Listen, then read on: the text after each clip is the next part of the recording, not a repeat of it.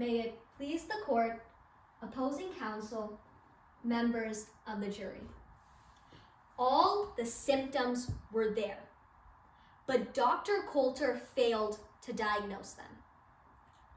In a short 90 minutes, an emergency room doctor successfully diagnosed Miss Bowbridger with trichinosis, something that Dr. Coulter failed to do over the course of 3 long weeks, even though Miss Bowbridger was continuously exhibiting key symptoms of this terrible illness. The truth is that Dr. Coulter wasn't paying attention. Dr. Coulter missed the diagnosis. Now, as you heard from my co-counsel earlier, this is a case of comparative negligence, and the defense has failed to meet the burden in their claim against my client. Dr. Coulter's office knew that Bowbridger was eating raw. In fact, you heard testimony from the nurse practitioner who said that Bow herself raised the topic of raw food during one of her office visits. You also heard testimony regarding an email sent by Bow's parent to Dr. Coulter's office stating that he believed Bowbridger was eating raw meat. Now, in terms of our burden, for the entire 3 weeks that Bow was sick, all the symptoms of trichinosis were there, ready for Dr. Coulter to diagnose and treat, but he failed to do so. That, ladies and gentlemen, is negligence. That is Dr. Coulter breaching the standard of care. And as a result, my client is incapacitated, dealing every day with long-term brain and motor issues. Now, in the beginning of tonight's trial, we asked you to pay close attention to the evidence presented.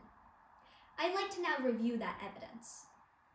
You heard from Bow's parent, Jamie, who testified to the 3 long weeks of Bow's illness, as well as the multiple incorrect treatments and the key symptoms of trichinosis that were there.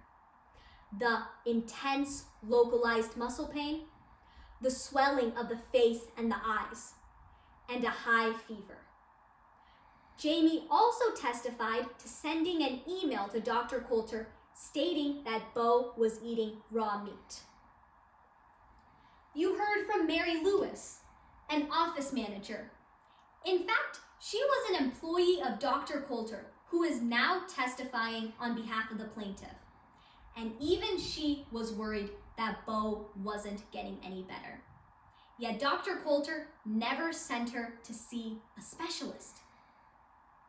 Dr. Hart, the emergency room doctor, testified to Bow suffering from intense localized muscle pain and the swelling of the face and the eyes. He explained that the medication that Bow was on, prednisone, is known to suppress fevers. However, the doctor who prescribed her that medication, Dr. Coulter, never accounted for it when measuring her fever. Dr. Coulter never held a full examination on the intense localized muscle pain.